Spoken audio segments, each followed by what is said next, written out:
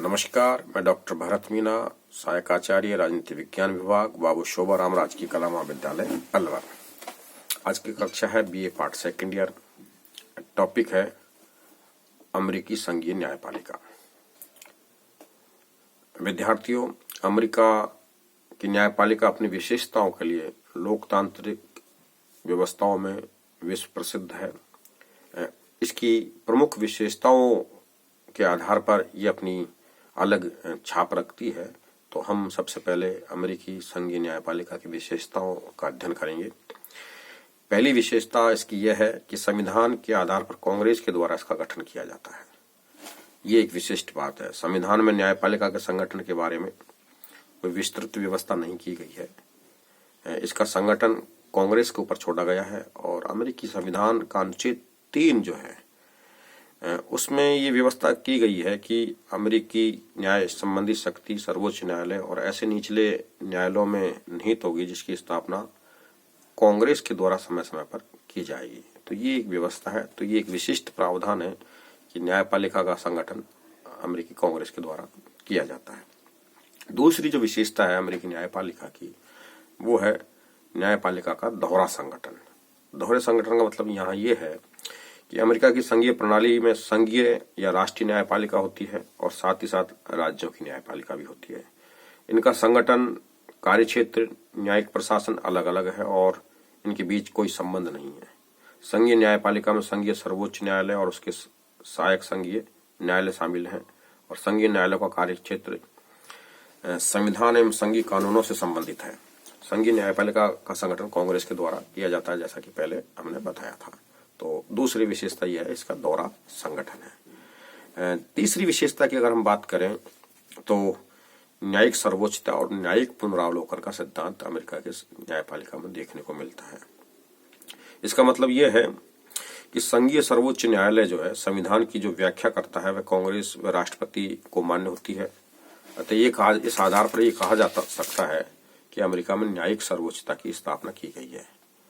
शासन के तीनों जो अंग हैं, अंगों में न्यायपालिका की यहाँ एक विशिष्ट स्थिति हो जाती है। न्यायाधीश हुज जो अमेरिका की संघीय न्यायपालिका में प्रतिष्ठित व्यक्ति रहे हैं, उनका कथन यह है कि हम एक संविधान के अंतर्गत हैं, किंतु संविधान वही है जो न्यायाधीश कहते हैं। तो इसका मतलब यहाँ ये हुआ हुज के कथन का कि संविधान तो है लेकिन संविधान की व्याख्या करने का अधिकार न्यायाधीशों को है और न्यायाधीश जैसी व्याख्या करते हैं वैसा ही संविधान दिखता है। तो ये एक बड़ी बात है, न्यायाधीशों या न्यायपालिका के महत्व को इंगित करती है। न्यायिक सर्वोच्चता का आधार पर संघीय सर्वोच्च न्यायालय ने न्यायिक पुनरावलोकन की शक्ति भी प्राप्त कर ली है। अपने इस अधिकार के आधार पर संघीय सर्वोच्च न्यायालय कांग्रेस द्वारा निर्मित कानूनों और कार्यपालिका के कार्यों का पुनरावलोकन करता है और बताता है कि ये संविधान के अनुरूप है या नहीं है। तो ये एक विशिष्ट शक्ति भी जो है अमेरिकी संघीय न्यायालय ने हासिल कर ली है, न्यायिक पुनरावलोकन की। इसका मतलब ये है कि वहाँ की कांग्रेस का अगर कोई कानून बनाती है तो उसकी वो समीक्षा कर सकती है न्यायपालिका। अगर वहाँ की राष्ट्रपति या कार्यपालिका के माध्यम से कोई निर्णय लिए जाते हैं, कोई कार्य किए जाते हैं, तो न्यायपालिका उसकी भी समीक्षा कर सकती है कि ये कार्य, ये निर्णय संविधान के अनुकूल है या नहीं है, और अगर नहीं है तो उनको वो रद्द कर सकती है। तो ये एक उसकी सर्वश्रेष्ठता स्थापित कर देती है। इसके अलावा न्यायपालिका की और जो विशेषताएं हैं उसमें एक विशेषता यह भी है कि न्यायाधीशों की नियुक्ति राजनीतिक नियुक्ति और जन स्वीकृति का सिद्धांत वह काम करता है। ये संघीय न्यायपालिका के जो न्यायाधीशों की नियुक्ति राष्ट्रपति द्वारा की जाती है और राष्ट्रपति इस बात की कोशिश करता है कि उसके समर्थक न्यायाधीशों की नियुक्ति होती है। एक तरह से ये राजनीतिक नियुक्ति हो गई। अधिकतर राज्यों में नियुक्ति का यही तरीका अपनाया गया है। इन राज्यों में न्यायाधीशों की नियुक्ति राज्य के गवर्नर द्वारा की जाती है और गवर्नर भी इस बात का ध्यान रखता है कि उनके अनुकूल न्यायाधीश नियुक्त हों। तो इस आधार पर हम देखते हैं तो न्यायाधीशों की उपरोक्त नियुक्तियों पर जनता के प्रतिनिधियों की स्वीकृति पाना जरूरी है, क्योंकि जब राजनीतिक नियुक्ति हो रही है तो पूरी संगठन और जनप्रतिनिधियों की उसमें समीकरण काम करते हैं। तो एक तरह से ये राजनीतिक नियुक्ति हो गई और जन स्वीकृति भी इसमें शामिल हो गई है। एक जो विशेषता है अमेरिकी न्यायपालिका की वो है स्वतंत्र न्यायपालिका। अमेरिकी न्यायाधीशों की नियुक्ति राजनीतिक प्रभाव से होती है, ये बात तो सही है, लेकिन नियुक्ति के बाद न्यायाधीश राजनीतिक दबाव से स्वतंत्र होकर कार्य करते हैं, ये एक महत्वपूर्ण बात है।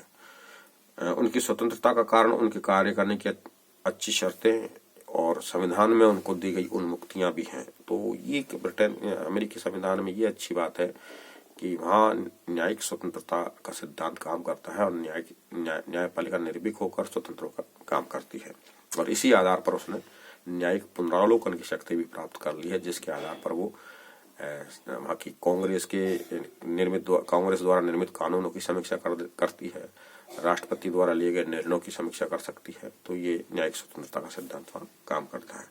तो ये प्रमुख कुछ विशेषताएं हैं अमेरिकी न्यायपालिका की, जो उसको विश्व में विशिष्ट न्यायपालिका बनाती हैं। अब इसका संगठन किस आधार पर किया गया है, इसको जानना जरूरी है। तो अमेरिका की जो न्यायपालिका है उसके संगठन में संघीय सर्वोच्च न्यायालय सबसे ऊंची अदालत के रूप में काम करता है, और वर्तमान काल में ये अधीनस्थ और उसकी कुछ अधीनस्थ अदालतें भी काम करती हैं, जो इस तरह की हैं।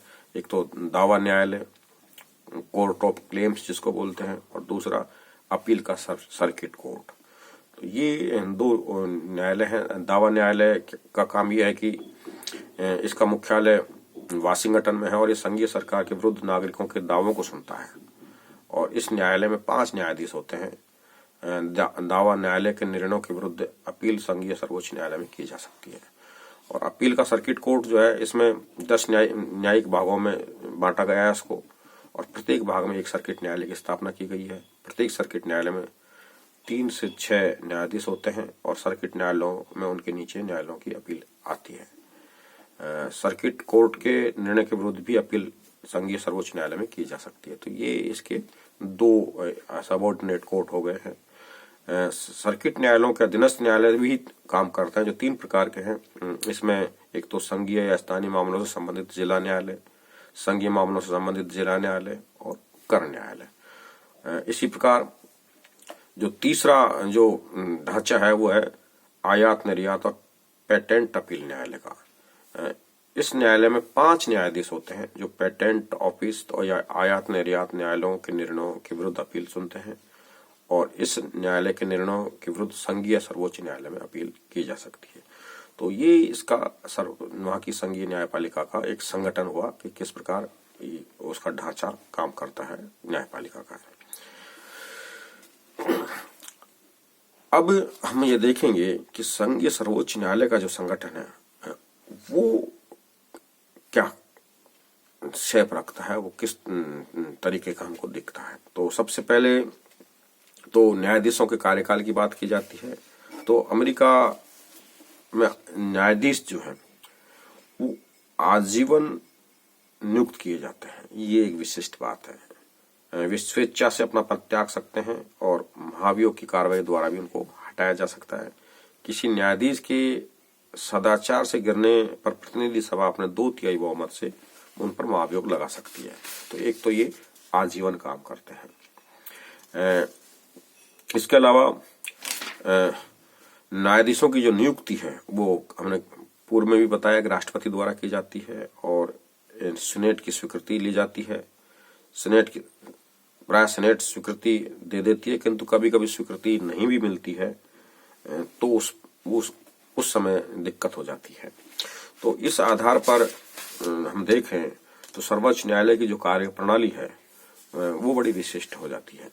प्राय अक्टूबर से जून तक न्यायालय अपनी कार्रवाइयां करता है, और मंगलवार, बुधवार, गुरुवार, शुक्रवार, ये 4 दिन इसकी वर्किंग होती है।